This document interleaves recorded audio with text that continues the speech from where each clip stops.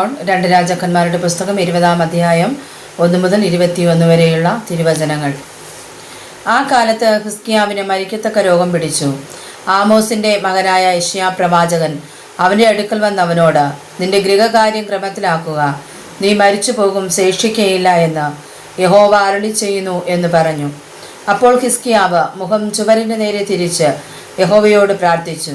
അയ്യോ യഹോവേ, ഞാൻ വിശ്വസ്തയോടും ഏകാഗ്ര ഹൃദയത്തോടും കൂടെ തിരുമുമ്പിൽ നടന്ന് നിനക്ക് പ്രസാദമായുള്ളത് ചെയ്തിരിക്കുന്നു എന്ന് ഓർക്കണമേ എന്ന് പറഞ്ഞു. ഹിസ്കിയാവ് ഏറ്റവും കരഞ്ഞു. എന്നാൽ യെശയ്യാവ് നടുമുറ്റം വിട്ടുപോകും മുമ്പേ അവൻ യഹോവയുടെ അരുളപ്പാടുണ്ടായതെന്നാൽ, നീ മടങ്ങിച്ചെന്ന് എൻ്റെ ജനത്തിൻ്റെ പ്രഭുവായ ഹിസ്കിയാവോട് പറയേണ്ടത്, നിന്റെ പിതാവായ ദാവീദിൻ്റെ ദൈവമായ യഹോവ ഇപ്രകാരം അരുളി ചെയ്യുന്നു, ഞാൻ നിന്റെ പ്രാർത്ഥന കേട്ട് നിന്റെ കണ്ണുനീർ കണ്ടിരിക്കുന്നു.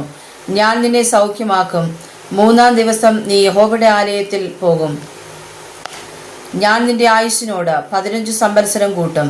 ഞാൻ നിന്നെയും ഈ നഗരത്തെയും അശൂർ രാജാവിൻ്റെ കയ്യിൽ നിന്ന് വിടുവിക്കും.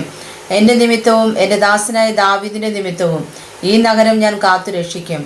പിന്നെ യെശയ്യാവ് ഒരു അത്തിപ്പഴക്കട്ട കൊണ്ടുവരുവിൻ എന്ന് പറഞ്ഞു.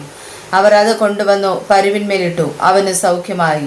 ഹിസ്കിയാവ് യെശയ്യാവോട്, യഹോവ എന്നെ സൗഖ്യമാക്കുകയും ഞാൻ 3-ാം ദിവസം യഹോവയുടെ ആലയത്തിൽ പോകുകയും ചെയ്യുമെന്നതിന് അടയാളമെന്ത് എന്ന് ചോദിച്ചു.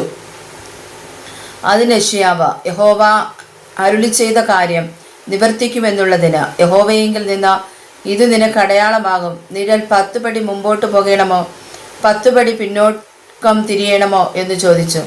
അതിന് ഹിസ്കിയാവ്, നിഴൽ 10 പടി ഇറങ്ങിപ്പോകുന്നത് എളുപ്പം ആകുന്നു. അങ്ങനെയല്ല, നിഴൽ 10 പടി പിന്നോക്കം തിരിയട്ടെ എന്ന് പറഞ്ഞു. അപ്പോൾ യെശയ്യാ പ്രവാചകൻ യഹോവയെ വിളിച്ചപേക്ഷിച്ചു. അവൻ ആകാശത്തിൻ്റെ സൂര്യകടികാരത്തിൽ ഇറങ്ങിപ്പോയിരുന്ന നിഴലിനെ 10 പടി പിന്നോക്കം തിരിയുമാറാക്കി.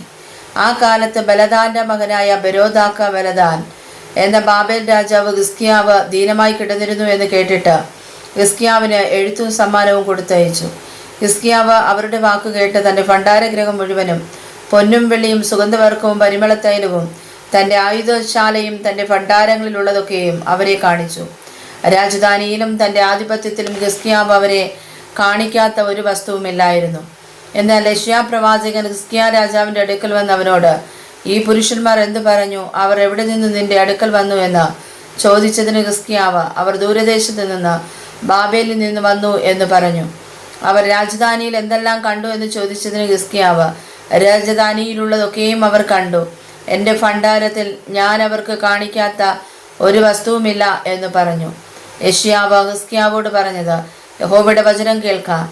രാജധാനിയിലുള്ളതൊക്കെയും നിന്റെ പിതാക്കന്മാർ ഇന്നുവരെ ശേഖരിച്ചു വെച്ചതും ഒട്ടൊഴിയാതെ ബാബേലിലേക്ക് എടുത്തുകൊണ്ടു പോകുന്ന കാലം വരുന്നു. നീ ജനിപ്പിച്ചവരായി നിന്നിൽ നിന്ന് ഉത്ഭവിക്കുന്ന നിന്റെ പുത്രന്മാരിലും ചിലരെ അവർ കൊണ്ടുപോകും. അവർ ബാബേൽ രാജാവിൻ്റെ അരമനയിൽ ഷണ്ഡന്മാരായിരിക്കുമെന്ന് യഹോവ അരുളി ചെയ്യുന്നു. അതിന് ഹിസ്കിയാവ് യെശയ്യാവോട്, നീ പറഞ്ഞിരിക്കുന്ന യഹോവയുടെ വചനം നല്ലതെന്ന് പറഞ്ഞു. എൻ്റെ ജീവകാലത്ത് സമാധാനവും സത്യവും ഉണ്ടായിരിക്കുമല്ലോ എന്നും അവൻ പറഞ്ഞു.